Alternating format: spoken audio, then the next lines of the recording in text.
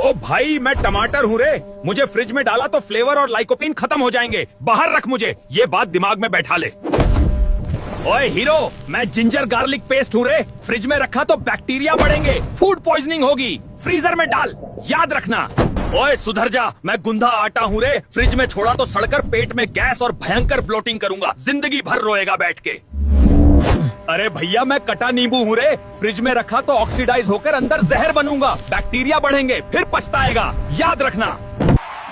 अरे bro, 2 million लोग जुड़ चुके हैं रे, और तू अभी भी सोच रहा है? पगले, फॉलो कर जल्दी।